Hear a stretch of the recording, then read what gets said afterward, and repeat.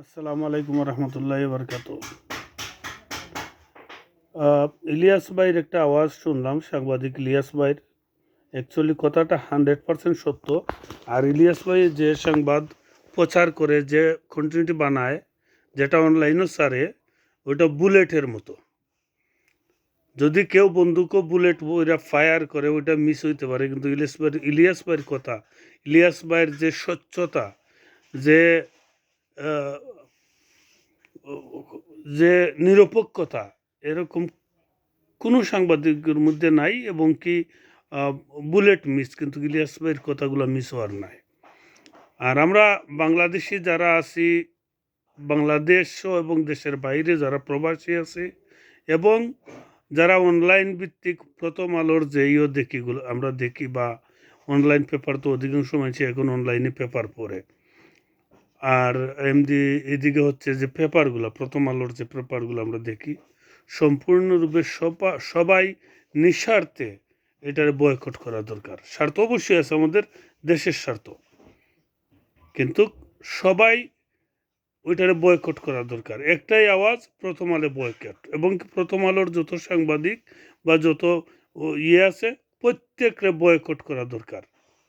ইনশাআল্লাহ আমরা সবাই যদি আওয়াজ তুলি এবং সবাই যদি আমরা প্রথম আলোকে বয়কট করি, ইনশাআল্লাহ ইলিয়াস ভাইয়ের যে আশা আকাঙ্ক্ষা, বা আমরা বাংলাদেশ হিসাবে আমরা যে দুর্নীতিমুক্ত এবং অপরাধ মুক্ত এবং ইন্ডিয়া ভারতীয় দালাল মুক্ত দেশ যেটা আমরা চাইতেছি, অবশ্যই প্রথম আলোরে বয়কট করলে আমরা অনেকটাই সুফল পাইব। যারা প্রথম আলোর পক্ষে কথা বলবে, ওরাই ভারতীয় দালাল, দাদাবাবুদের দালাল, ওরাই ভারতীয় প্রেতাত্মা, ওরাই ভারতীয়দের বীর্যে পয়দা হওয়া, ওরাই ভারতীয় দাদাবাবুদের জন্মা। ওকে, এই জন্য আমরা একসাথে আওয়াজ তুলি, প্রথম আলো বয়কট। আর অবশ্যই প্রথম আলোকে বয়কট করতে হবে। প্রথম আলোর বিরুদ্ধে অনেক আলেম ওলামারাও বলছেন যে প্রথম আলো এরকম নিউজ করছে আমাদেরকে নিয়ে, আমাদেরকে সামনে রেখে প্রথম আলো এটা করছে। প্রত্যেকটা আলেম ওলামা এরকম বলছে, যারা নির্যাতিত আলেম ওলামা। ওকে, এই যে আজহারি কিতা জানি, হারুন ইজহার, ওকে, তারপরে হচ্ছে এই উসামা হাসান না কি জানি, ওনার ওয়াজ আমি শুনি, অথচ নামটা আমার এই মুহূর্তে ইয়াদ হচ্ছে না। তারপরে এই মামুনুল হক সাহেব তো অবশ্যই আছে, জুনাইদুল হাবিব সাহেব তো অবশ্যই আছে। এরা তো আর মানে সবাই চিনে ওনাদেরকে, কিন্তু উসামাকেও সবাই চিনে। তারপরে হচ্ছে হারুন ইজহার, মুফতি হারুন ইজহার, এরা সবাই বলছে প্রথম আলোর বিরুদ্ধে।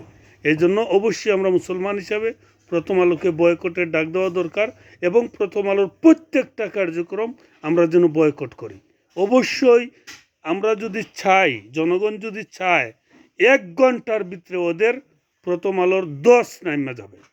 ওকে, এই জন্য বলছি, দেশের স্বার্থে ভারতীয় গুলামি যারা করতেছে, ভারতীয় প্রেতাত্মা যারা ভারতীয় গুপ্তচর, আমরা সবাই একসাথে একটাই আওয়াজ তুলি, প্রথম আলোকে আমরা বয়কট করি, এবং প্রথম আলোকে বয়কট করি, এবং প্রথম আলোকে বয়কট করি। ওকে, আল্লাহ হাফিজ।